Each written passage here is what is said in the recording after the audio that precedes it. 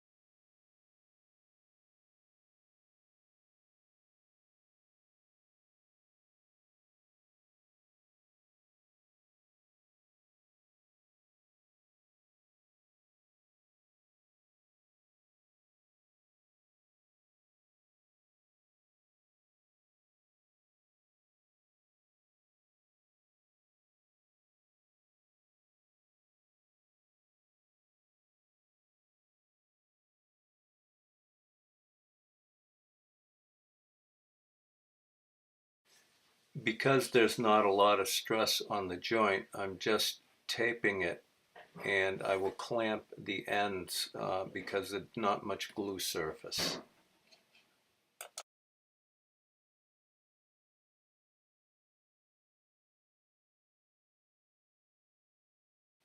I find it helpful to write out notes and do the math right on a workpiece or a layout.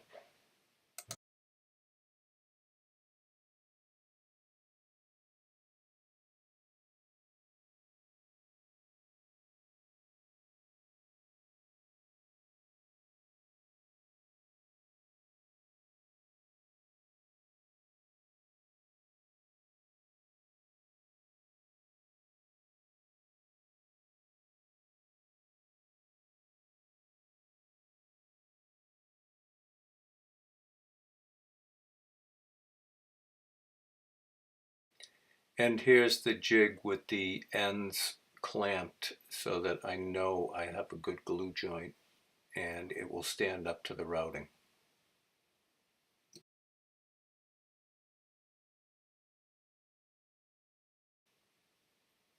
If you're not confident in your jointer or your joint and you have a biscuit joiner and like to use it, then by all means proceed this way.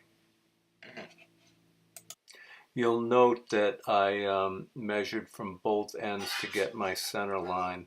You can see the distance in between. Halfway in between those lines will be the exact center, and I'll square that across, and that will also be one of my biscuit locations.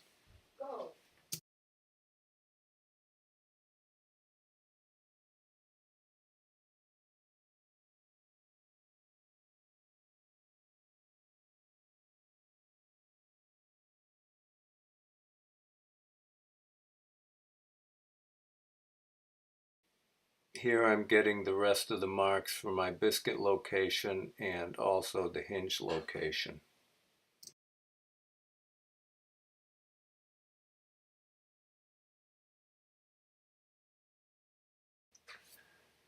So here I've biscuited and I am going to dry fit it before I do the final glue. Um, Again, I'm going to only use tape and critical bond glue.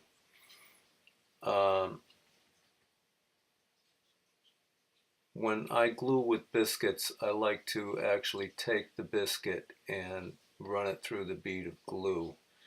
I find you get it better into the slot that way.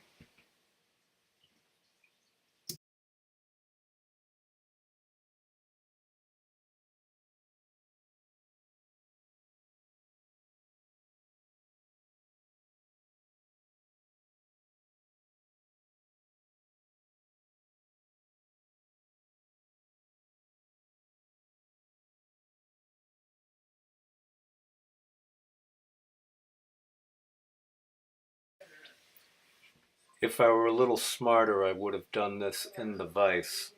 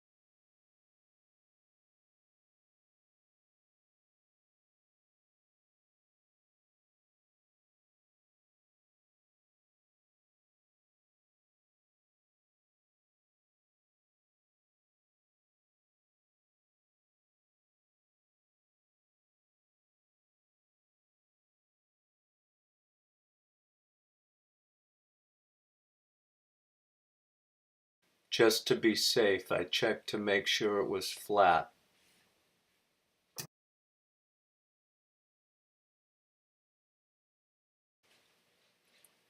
Now I'm checking to make sure that my hinge is exactly the same distance from the end of the jig, and lo and behold, it's not, as you can see. So I'm going to trim that because I'm using it to route both the doors and the jambs.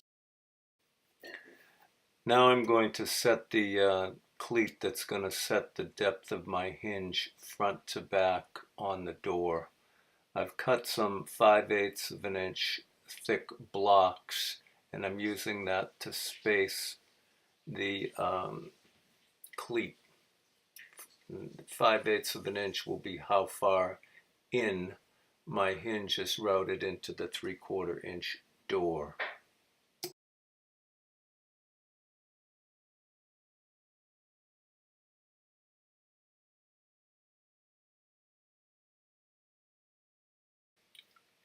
This is a rather laborious process. There's faster ways to do this, but they're also more dangerous, so I opted not to show them. If you've noticed, I'm missing a little bit of the end of my left index finger. It took me 46 years of woodworking before I did that, and it was a very sobering experience.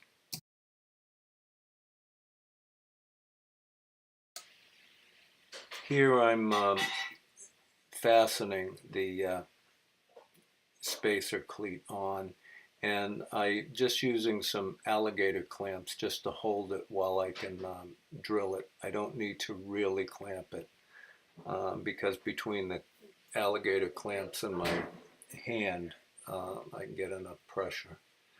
Now I'm going to route it. You notice that I'm holding the cord and of the router in my hand. That way I know it's not plugged in, because I'm going to check the depth and set the depth of my cut. So again, with the cord in my hand, I place the hinge on the jig and I set the depth of the router bit just to the edge of the hinge. So I'll be routing it in just the thickness of the hinge. It's best to do a test cut on something other than your finished door.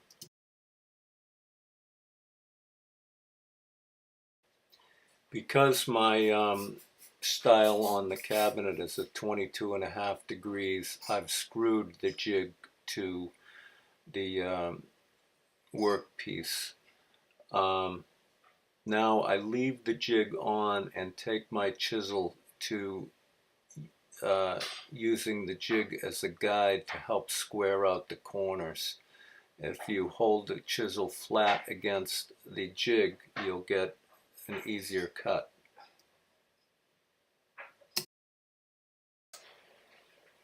I am now setting the margin at the door.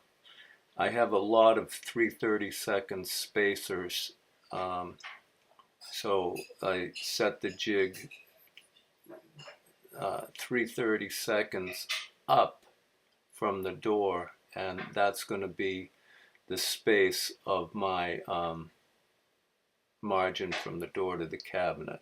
And here I'm checking it to make sure that that's what I have.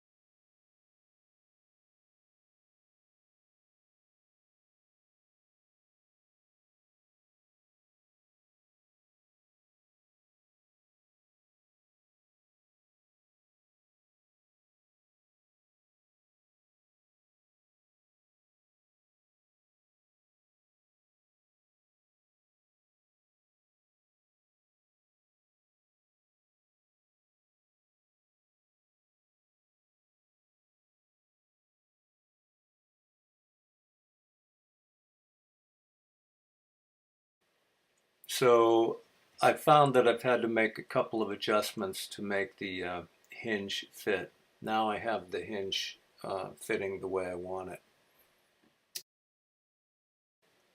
I'm using wax because I don't want to snap the screws. Now, if you noticed, I did not use a Vicks bit. I used a countersink bit to make my holes. I am favoring the hole is closer to the inside edge of the hinge so that when I drive the screw, it will tighten the hinge against the shoulder. Also, I only use two screw holes in case I have to adjust the hinges later.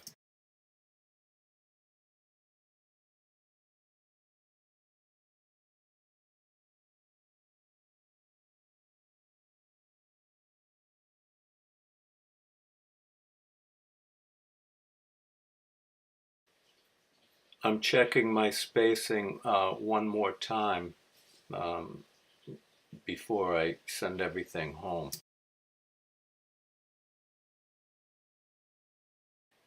And here are the two side frames ready to go on the frame that's already in the house. And I'll leave you with this. Love, peace, and hair grease. Until the next time, bye.